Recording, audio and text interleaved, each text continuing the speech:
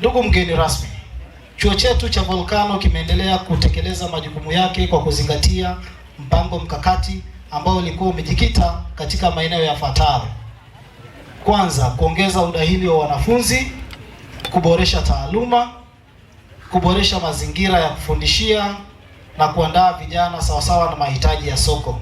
Kuweza kuwatafutia wanafunzi wake wote field kila mwaka, na hata hapa kuna vijana wanaondoka tarehe 1 mwezi wa kwanza kwenda kwenye field zao katika hifadhi zetu mbalimbali, lakini pia katika mahoteli na taasisi zinginezo. Tatu, chuo chetu kimeweza kuwaunganisha zaidi ya 90% ya wanafunzi wanaohitimu kila mwaka kuingia kwenye soko la ajira. Kwa kuzingatia hilo, leo hii idadi ya wanafunzi unaona wanahitimu hapa ni sehemu ndogo tu ya wanafunzi ambao walitakiwa kufika kuhitimu. Kwa maana wengi wao, ndugu mgeni rasmi, wameshindwa kufika kutokana na kukosa nafasi za kazi. Kwa hiyo wengi unaona hapa wamepewa nafasi tu siku 2, siku 3, siku 6. Wengine wametokea hifadhi za Selous, Serengeti, Katavi na sehemu zinginezo kwa ajili ya kushiriki tu mahafali haya. Tunao wahitimu pia walioajiriwa katika mashirika na sekta binafsi mbalimbali kama vile shirika la umeme TANESCO, hifadhi za Nyerere, Serengeti, Mikumi, Tarangire na kadhalika. Tunao pia vijana kutoka hoteli mbalimbali kama vile Grand Melia, Heritage Camps and Lodges, Mount Meru Hotel, Sound of Nature, SG, Fairmount, Weru Hotel na zingine nyingi, bila kuwasahau na Tulia Hotels and Lodges. Chuo chetu kimefanikiwa kufanya ziara mbalimbali za kimasomo ndani na nje ya mkoa wa Arusha kwa lengo la kuimarisha uelewa wa wanafunzi kwa kuzuru mikoa kama vile Dar es Salaam, Bagamoyo, Tanga, Kilimanjaro, Manyara na nyinginezo. Ndugu mgeni rasmi, katika eneo la miundombinu, chuo kimeendelea na kuboresha na maboresho mbalimbali. Tumefanikiwa kuweka vifaa vya kufundishia vya kisasa kama projectors, kuongeza idadi ya kompyuta, kuweka installations za circuits kwa ajili ya umeme, ufundi umeme, kuweka vifaa vya kujifunzia kwenye utalii na vitu vinginevyo. Tuna changamoto moja kubwa ambayo ni ukamilishaji wa ujenzi wa eneo la chuo maeneo ya East Africa. Hii ni kutokana na kuongezeka kwa idadi ya wanafunzi ambao wanadahiliwa kila mwaka, hivyo kuhitajika madarasa makubwa yenye kuwa na mazingira tulivu kwa ajili ya vijana hawa wetu wazuri kuweza kujisomea.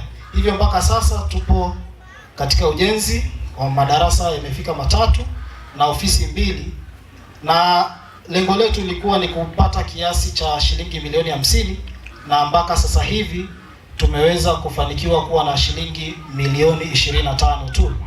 Ndugu mgeni rasmi, katika mahafali haya kuna wahitimu zaidi ya 100, lakini leo hii waliweza kufika hapa ni 87. Kati ya hao ambao wameweza kuhudhuria, mimi binafsi nina interest nayo ni mambo ya utalii. Sababu kubwa mkoa wetu na wilaya yetu ni ya kitalii. Jambo lolote ambalo tunalifanya lazima lireflect mambo ya utalii. Ndio maana kila kukicha mnatuona tunajitahidi kuangalia vitu gani tuboreshe kwa ajili ya kuimprove utalii. Nishukuru sana chuo hiki kwa kugundua hili jambo na kuamua kuwafundisha wanafunzi ili basi tuweze kupata watu wengi sana ambao wataweza kuhudumia watalii wetu. Nyote mtakubaliana na mimi, mkoa wetu na wilaya yetu ya Arusha tumepiga hatua sana kwenye utalii. Leo hii hoteli zetu zote zimejaa. Kujaa kwa hoteli kunahitaji watu hawa wasaidie, lakini sio kusaidia tu, tunahitaji watu wenye weledi wa kutosha kuweza kusaidia. Kwa hiyo ndugu zangu, niombe sana Katika dunia hii ya ushindani, lazima tushindane kweli kweli. Chuo, niombe hawa wanafunzi wetu tunaowatrain, tuhakikishe kwamba tunawatrain katika mazingira yote ya kukompiti kidunia, sio kukompiti na Brusoni, sijui Maisoni, sijui nini, tukompiti globally. Ndiyo mtazamo wetu. Wito wangu ni waombe sana wahitimu. Leo hii nimeambiwa kuna watu ambao ni waendesha utalii wamehitimu, mafundi umeme wamehitimu, mafundi magari wamehitimu, wapishi wamehitimu na wasusi wanaenda kuhitimu. Nini maana ya kuja shule? Maana yake ni kuja kufanya vitu tofauti na vile wenzako wanavyofanya. Sisi tunashindwa kupiga hatua kwa sababu tunafanya vitu vile vile. Leo wewe ni msusi, si ndio? Unamaliza kozi yako, unaenda kufungua ofisi yako Karoleni pale. Manake unaenda kupata wateja wale low class. Ukitaka kuendelea, fanya vitu vya tofauti. Fanya kitu kinaitwa market niche. Market niche ni pale unapo specify wateja wako ambao wataenda kukupa faida kubwa. Maana yake you are going to make your own brand. Tengeneza brand yako. Kama wewe ni msusi, mmemaliza hapa, mjiorganize 5 6, mnatengeneza kikundi, mnafungua ofisi, mnaenda kuomba mkopo, mnaenda kufungua ofisi yenu brand area. Mna target wateja wenu wachache lakini wa maana. Sababu ukifungua brand area, mtu atakayekuja pale ni mtu ambaye ana hadhi ya brand area. Utamchaji hata $50.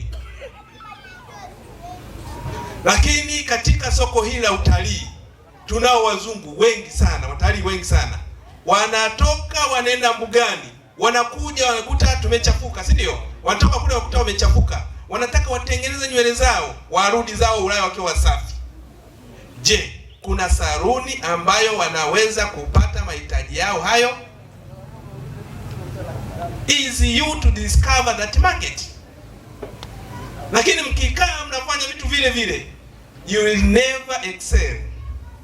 Na mimi niwaombe sana viongozi wangu, viongozi wa vyuo, mkurugenzi na timu yako, mjitahidi sana kuwafundisha wanafunzi wenu kutumia modern equipment ili wasionekane washamba, ili waweze kucapture the world market.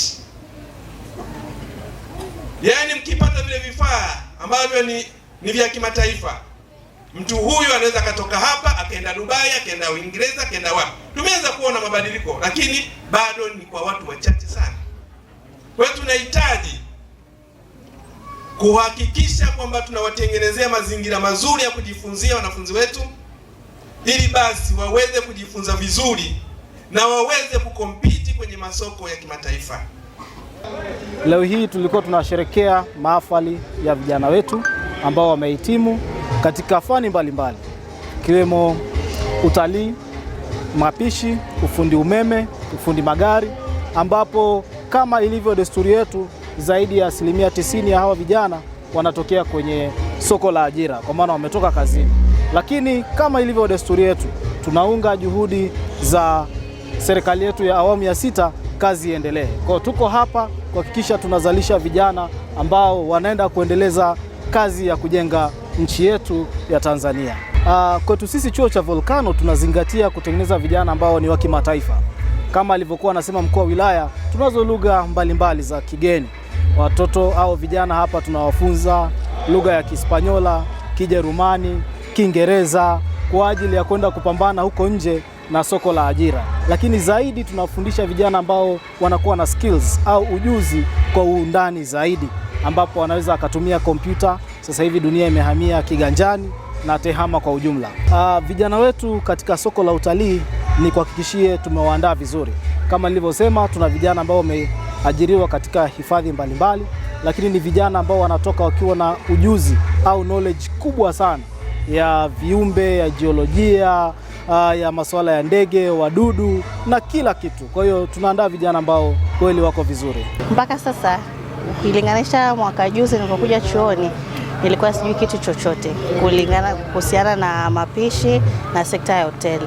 Lakini asante Mungu, tokea nimefika hapa chuoni na nimeenda field Mount Meru, chuo kimetufundisha vitu vingi. Kwanza time management, discipline na uvumilivu. Vitu vingi chuo chetu kinatu provide. Kwa mfano, hatusomi tu ndani ya chuo. Muda mwingine tunapata safari za kwenda nje. Kama last time tulienda Ngorongoro, tukapata fursa ya kwenda kutembelea hoteli ambazo ziko mbugani ili kujua. So tu mwanafunzi anakuwa ana experience na hoteli za mjini, hata hoteli za porini na hoteli ambazo ziko kando kando ya bahari. Ndio. Umeambiwa kwamba ukatengeneze brand yako. Vipi maono yako baada ya kuajiriwa? Baada ya kuajiriwa sitegemei kudumu pale Mount Meru Hotel. Baada ya miaka 2 mbele nategemea kufungua restaurant yangu mimi mwenyewe kama Shishi Food. Sitegemei kuajiriwa, nataka nijiajiri mimi mwenyewe na niwaaminishe watu kuwa kile nilichofundishwa na kiweza.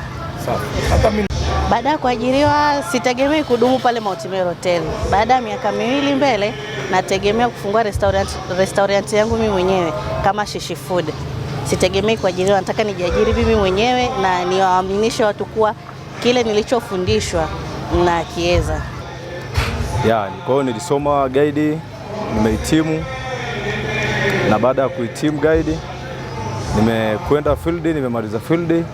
Kwa sasa hivi niko katika kwenye ajira. Utofauti ni kwamba utofauti upo mpaka sasa, kwa sababu mimi ni tofauti na wengine ambao hawajapata elimu, kwa sababu mimi nimeshapata elimu pia na experience, nishakaa na wageni zaidi ya wengi, au ninaendesha wageni tofauti na nchi zingine, kwa sababu wageni wanapokuja tofauti, unabeba mgeni, unajua jinsi gani ya kukaa na mgeni, unajua namna jinsi gani huyu mgeni anapenda kitu gani, inabidi umsome kisaikolojia yake. Nimenufaika kwa hiki chuo kwa sababu nimeshaona hatua fulani, nimepiga hatua fulani kwenda hatua nyingine, kwa sababu nilikuwa sijajulikana, lakini kwa sasa hivi nafahamika. Kwa hiyo hiki chuo kiukweli kimenisaidia kwa upande wangu.